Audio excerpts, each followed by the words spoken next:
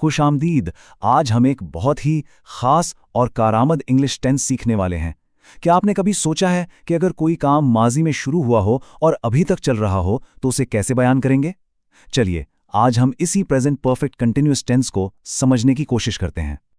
अच्छा, ये ज़माना इतना ज़रूरी क्यों है? ज़रा सोचिए, आप सुबह से अपने इम्तिहान की तैयारी कर रहे हैं और कोई आपसे पूछता है कि आप क्या कर रहे हैं, तो आप ये कैसे बताएंगे कि ये काम आपने माजी में शुरू किया था और अभी तक कर रहे हैं? बस यहीं पर ये टेंस काम आता है। बहुत खूब। तो आइए इसकी गहराई में चलते हैं और सबसे पहले ये समझते हैं कि आखिर ये प्रेजेंट परफेक्ट कॉन्टिन्यूअस टेंस है क्या और ये करता क्या है। तो सबसे अहम बात यह है कि ये ज़माना माजी को हाल से जोड़ता है। ये एक पुल की तरह काम करता है। ये बताता है कि कोई काम माजी में किसी वक्त शुरू हुआ था और या तो वो काम अब तक चल रहा है या फिर अभी अभी ख़त्म हुआ है, लेकिन उसका असर अभी भी मौजूद है। चलिए अब देखते हैं कि इस टेंस का जुमला बनता कैसे है। बिल्कुल घबराने की जरूरत नहीं है। ये एक बहुत ही आसान से फॉर्मूले की तरह है जिसके हिस्सों को जोड़कर आप बड़ी आसानी से जुमला बना सकते हैं। आइए इस फॉर्मूले के हर हिस्से को एक एक करके समझते हैं ताकि जुमला बनाने में कोई मुश्किल पेश ना आए। हम सब्जेक्ट से शुरू करेंगे और आखिर में वक्त तक जाएंगे। फॉर्मूले का पहला और सबसे अहम कदम है सही हेल्पिंग वर्ब का इंतखाब। इसे याद रखने का एक बहुत आसान तरीका है। अगर आपका सब्जेक्ट यानी फाइल सिंगुलर है, जैसे ही, शी, इट, तो आप हैज़ बीन इस्तेमाल करेंगे, और अगर सब्जेक्ट प्लूरल है या फिर आई और यू है तो आप हैव बीन इस्तेमाल करेंगे। ठीक है, अब हम इस टेंस के सबसे अहम हिस्से की तरफ आ रहे हैं, जहां अक्सर लोग थोड़ी सी गलती कर जाते हैं। वो है सिंस और फॉर का सही इस्तेमाल। ये दो छोटे छोटे अल्फाज आपके जुमले को मुकम्मल मानी देते हैं। जैसा कि आप यहाँ देख सकते हैं, फर्क बिल्कुल वाज़ेह है। सिंस इस्तेमाल होता है काम के स्टार्टिंग पॉइंट यानी नुक्ता आगाज के लिए, जैसे सिंस येस्टरडे यानी कल से, सिंस 8 AM यानी सुबह 8 बजे से, या सिंस लास्ट ट्यूसडे यानी पिछले मंगल से। दूसरी तरफ फॉर इस्तेमाल होता है वक्त की मुद्दत यानी ड्यूरेशन ऑफ टाइम के लिए, जैसे फॉर मेनी डेज यानी कई दिनों से, फॉर अ लॉन्ग टाइम यानी बहुत देर से, या फॉर 6 मंथ्स यानी 6 महीनों से।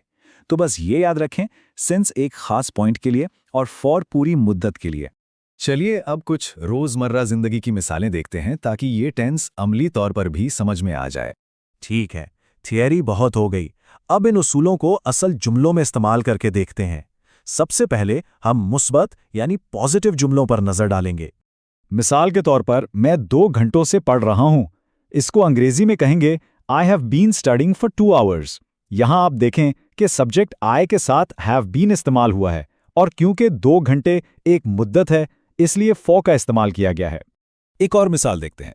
वो सुबह से खाना पका रही है, यानी she has been cooking since morning.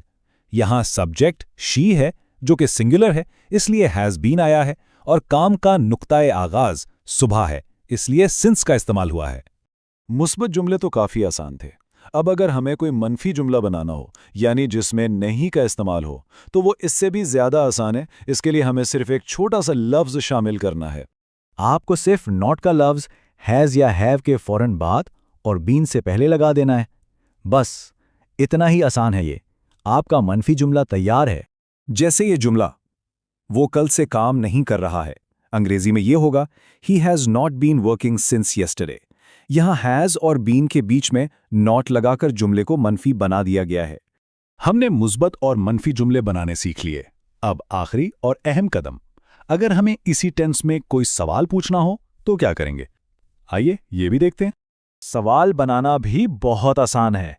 आपको सिर्फ हेल्पिंग वर्ब यानी हैज या हैव को जुमले के बिल्कुल शुरू में ले आना है, सब्जेक्ट से भी पहले।